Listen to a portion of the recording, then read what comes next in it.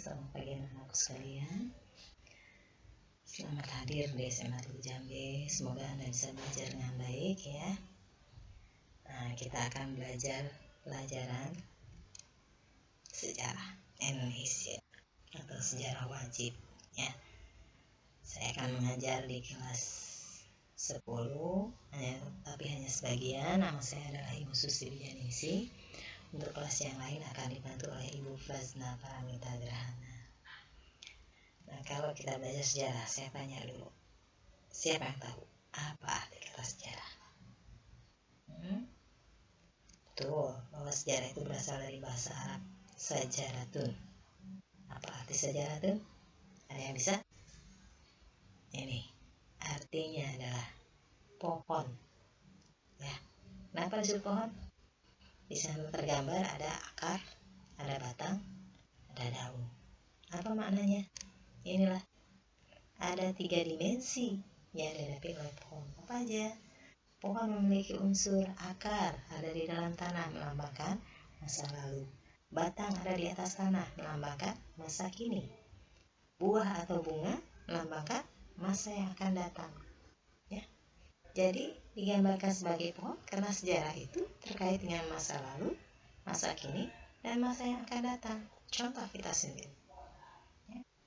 Kita mempunyai masa lalu, di antaranya kita punya orang tua, kita punya nenek. Masa sekarang, apa yang kita kerjakan sekarang? Apa yang kita hasilkan, apa yang kita kerjakan saat ini, hasilnya akan terasa di masa yang akan datang ya.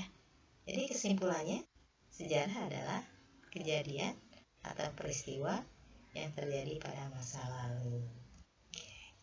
Kalau kita belajar sejarah, ada hakikat sejarah. Apa saja hakikat sejarah? 1. Sejarah sebagai peristiwa. Di sana Anda bisa lihat ada gambar gedung DPR sedang diduduki. Kata Bapak Sartono bahwa peristiwa selalu memiliki pengaruh besar bagi kehidupan manusia. Lalu yang kedua, sejarah sebagai kisah merupakan hasil rekonstruksi atau upaya menghadirkan kembali peristiwa masa lalu. Nah, makanya digambarkan situ Bapak Purnawirawan atau veteran yang bercerita pada siswa apa yang terjadi di tahun 45. Jadi, apa kesimpulan yang Anda peroleh? Bahwa sejarah sebagai peristiwa adalah kejadian yang benar-benar terjadi.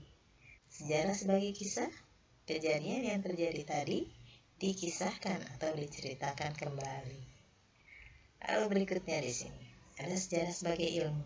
Kalau dengar kata ilmu berkaitan dengan pengetahuan. Nah, di sana digambarkan hasil penelitian, hasil lab. Apa sih sejarah sebagai ilmu? Ini. Sejarah sebagai ilmu adalah kejadian yang terjadi di masa lalu harus bisa dibuktikan kebenarannya. Bukan hanya isapan jempol, bukan hanya cerita. Itu sejarah sebagai ilmu. Lalu yang terakhir, nah ini ada gambar yang sangat indah. Apa? Sejarah sebagai seni. Kenapa sejarah sebagai seni? Inilah. Anda bercerita, pasti Anda memilih kata demi kata menjadi sebuah kalimat dirangkai. Kalimat demi kalimat Anda rangkai menjadi sebuah paragraf. Kemudian orang yang membaca, orang yang mendengarkan Anda bercerita, itu mudah memahami, bisa mengerti apa yang dimaksud oleh Anda. Itu berarti kita menggunakan seni, memilih ya. Lalu ini ada juga ciri sejarah. Apa aja ciri sejarah? 1. Sejarah sebagai peristiwa yang unik. Peristiwa sejarah itu hanya terjadi satu kali, tidak mungkin terjadi perulangan. Kalaupun mungkin ada perulangan, kadang-kadang kita pernah ya ngalamin kejadian seperti ini.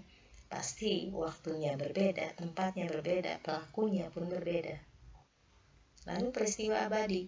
Arti abadi kata lainnya adalah kekal. Berarti sejarah itu tidak berubah, tetap. Nenek saya dulu belajar bahwa kita merdeka tanggal 17 Agustus tahun 45. Ibu saya pun sama, saya juga belajar sama, dan Anda juga sama. Bahwa Indonesia merdeka tanggal 17 Agustus tahun 1945. Lalu yang ketiga, sejarah sebagai peristiwa penting. Karena semua kejadian, semua peristiwa punya arti, punya makna. Kalau peristiwanya baik, kita mencoba mengulang kembali. Tapi kalau peristiwanya buruk, kita akan menghindarinya. Tidak ingin terjadi peristiwa yang jelek di masa yang akan datang. Ya. Kalau belajar sejarah akan terkait dengan konsep ruang dan waktu.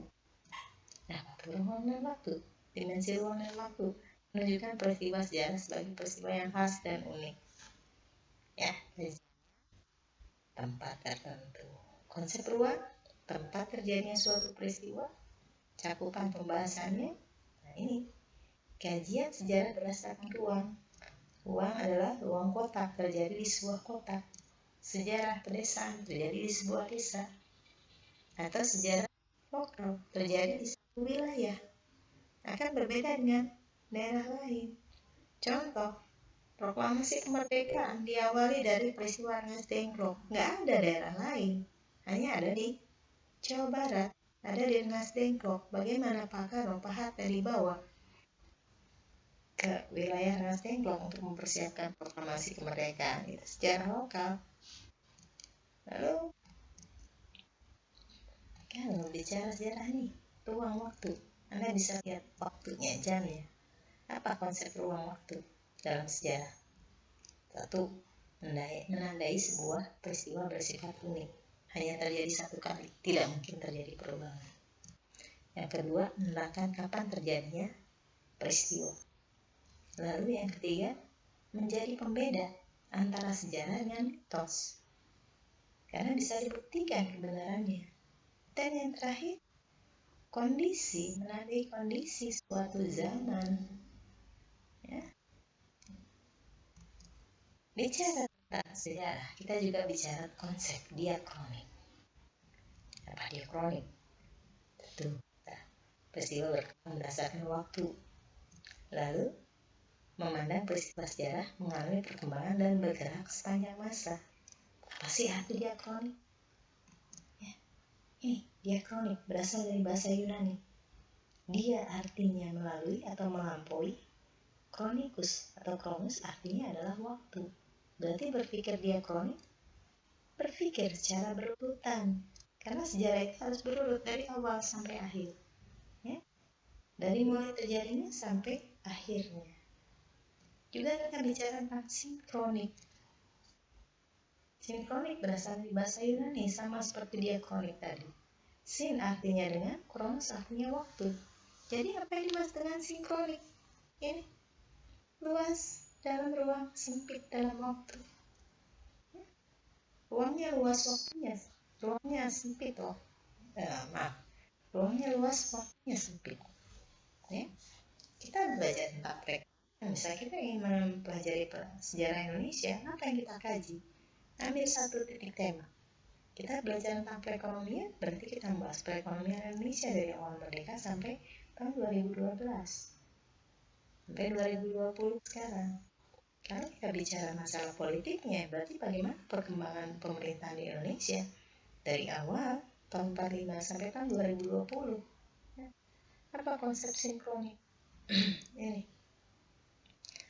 Menurut Bapak Kunto Wijoyo, sejarah itu bersentuhan dengan ilmu sosial sinkronik, seperti antropologi, sosiologi, politik maupun ekonomi. Nah, saat sejarah ditulis dengan pendekatan ilmu sosial, sejarah tidak hanya memanjang dalam waktu, tapi juga meluas dalam ruang. Konsepnya apa? Menyebabkan karya sejarah itu semakin kaya. Ya. Nah, untuk saat ini cukuplah pelajaran sampai di sini. Kita akan lanjut pada materi-materi berikutnya. Sebagai tugas untuk Anda, tolong dibuat silsilah keluarga Anda berasal dari garis ibu. Jadi siapa nama ibu Anda, siapa nama ayah Anda, lalu berapa putra yang beliau miliki, ya. Maka Ibu tunggu tugasnya di Google Classroom. Silahkan Anda membuat. Saya cukupkan pelajaran sampai di sini. Wabillahi taufiq wal hidayah. Wassalamualaikum warahmatullahi wabarakatuh.